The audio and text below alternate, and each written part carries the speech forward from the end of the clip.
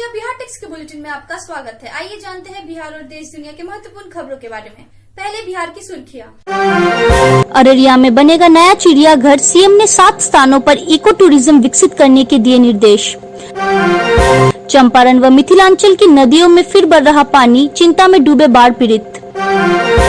Sushant Singh Rajput case, CBI ने supreme court से कहा हमें और ईडी को इन्वेस्टिगेशन करने दे, केस मुंबई ट्रांसफर न करे।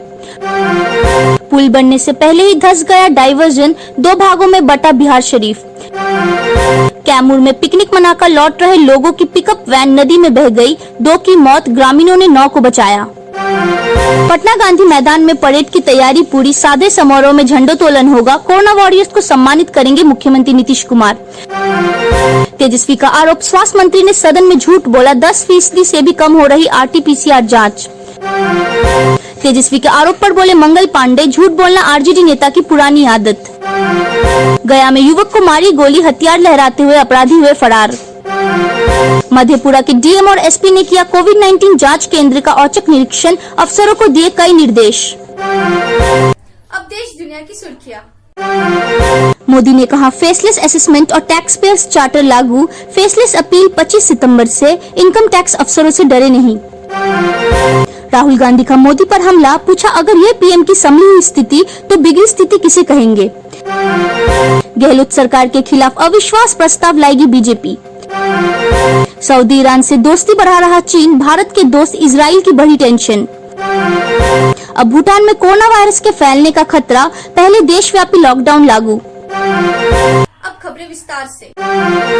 मुख्यमंत्री नीतीश कुमार की अध्यक्षता में वीडियो कॉन्फ्रेंसिंग के माध्यम से बिहार राज्य वन्य प्राणी परिषद की 9वीं बैठक हुई। इस दौरान मुख्यमंत्री ने कई निर्देश दिए, जिनमें बिहार में इको टूरिज्म की संभावनाओं को विकसित करने के लिए उन्होंने जोर देने को कहा।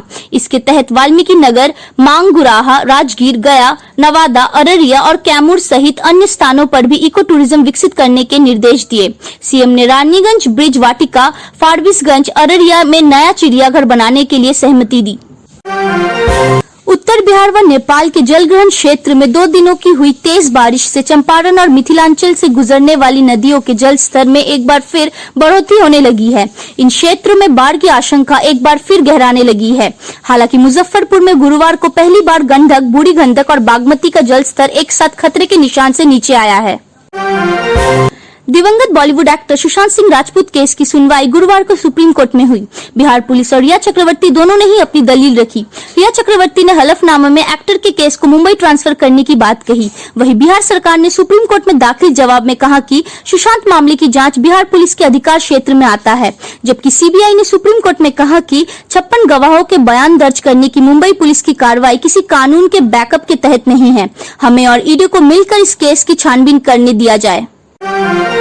बिहार शरीफ शहर को उत्तरी छोर से जोड़कर रखने का एकमात्र मार्ग शोहरसराय किसान सिनेमा के पास बना डाइवर्जन गुरुवार की शाम में ध्वस्त हो गया है। इसके पास बन रहे पुल को चालू होने में अभी कुछ दिन और लगेंगे। ऐसे में डाइवर्जन धंसने से शहर 2 भागों में बंट गया। यातायात पूरी तरह ठप हो गया है। शहर से शोहरसराय जाने के लिए लोगों को कम से कम 7 से 8 किलोमीटर की दूरी तय करनी पड़ेगी। कैमूर जिले में लोगों से भरी एक पिकअप वैन नदी में बह गई। वैन में 11 लोग सवार थे। वे चैनपुर थाना क्षेत्र के करकटगढ़ जलप्रपात पर पिकनिक मनाने गए थे। जाते समय रास्ते में पड़ने वाली लोरसी नदी में पानी कम था। शाम को जब सभी लौट रहे थे तब नदी का पानी बढ़ा हुआ था। ड्राइवर ने नदी पार करने की कोशिश की तो वैन पानी के साथ बह गई और सड़क से नीचे गिर गई। वैन के केबिन में 2 लोग सवार थे, दोनों की मौत हो गई। वहीं ढाला में बैठे 9 लोग किसी तरह नदी में आगे बहने से बच गए। पटना में स्वतंत्रता दिवस की तैयारी पूरी कर ली गई है। गुरुवार को गांधी मैदान में प्रमंडलीय आयुक्त संजय अग्रवाल ने परेड का अंतिम निरीक्षण किया। 15 अगस्त के मौके पर होने वाली परेड में शामिल सभी जवानों का कोविड-19 टेस्ट किया जा रहा है।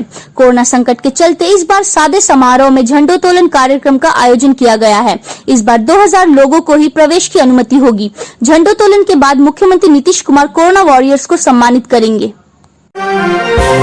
राजद नेता तेजस्वी यादव ने गुरुवार को बिहार के स्वास्थ्य मंत्री मंगल पांडे पर निशाना साधा। तेजस्वी ने स्वास्थ्य मंत्री पर झूठ बोलने का आरोप लगाया। उन्होंने मानसून सत्र का वीडियो भी ट्विटर पर पोस्ट किया है।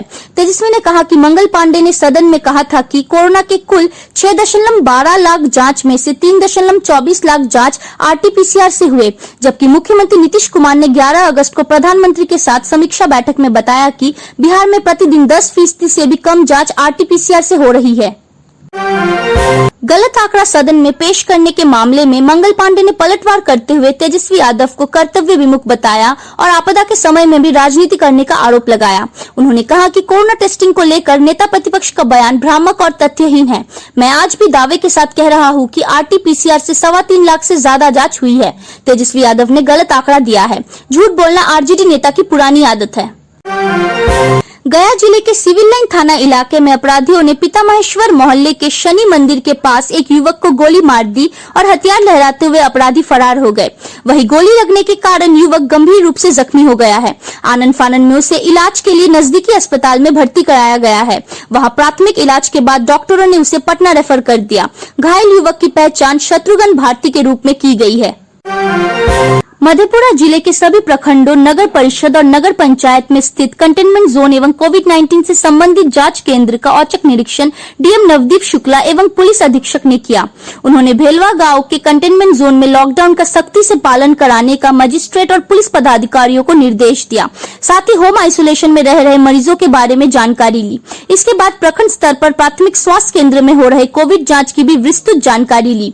इस मौके पर अपर समाहर्ता, अनुमंडल पदाधिकारी, अनुमंडल पुलिस पदाधिकारी, प्रखंड के वरीय पदाधिकारी मौजूद थे।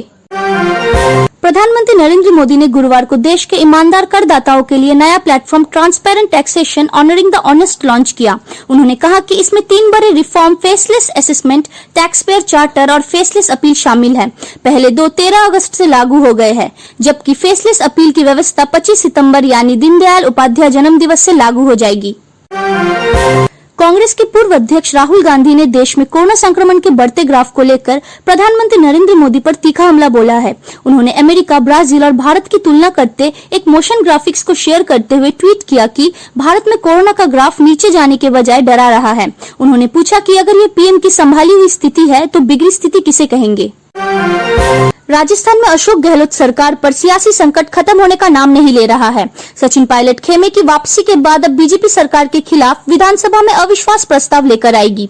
शुक्रवार से शुरू होने जा रहे विधानसभा सत्र में बीजेपी की ओर से अविश्वास प्रस्ताव लाने का ऐलान किया गया है। विपक्ष की इस चुनौती के बाद अब गहलोत सरकार को सरकार बचाने के लिए फ्लोर टेस्ट में बहुमत साबित करना होगा। लद्दाख में भारत के साथ सीमा पर तनाव पैदा करने के बाद चीन अब इजराइल के खिलाफ सऊदी अरब और ईरान को साध रहा है। मिडिल ईस्ट में चीन की इस चाल से इजराइल की चिंताएं बढ़ गई है। इजराइल के प्रधानमंत्री बेंजामिन नेतन्याहू और रक्षा मंत्री बेनी गैंटर्स ने देश की सुरक्षा को लेकर हाल में ही कई उच्च स्तरीय बैठकें भी की है। भूटान ने पहला देशव्यापी लॉकडाउन लागू किया है। यह कदम कुवैत से भूटान आई एक महिला द्वारा की गई यात्रा से कोरोना वायरस संक्रमण फैलने की आशंका में उठाया गया है। सरकार ने देश की लगभग 7.5 लाख की आबादी के लिए घर पर रहने का निर्देश जारी किया है। देश में सभी स्कूल, कार्यालय और वाणिज्यिक संस्थान बंद कर दिए गए हैं। सरकारी बयान के अनुसार यह लॉकडाउन 5 से 21 दिनों के लिए संक्रमित मरीजों की पहचान कर उन्हें पृथक करने के लिए लागू किया गया है।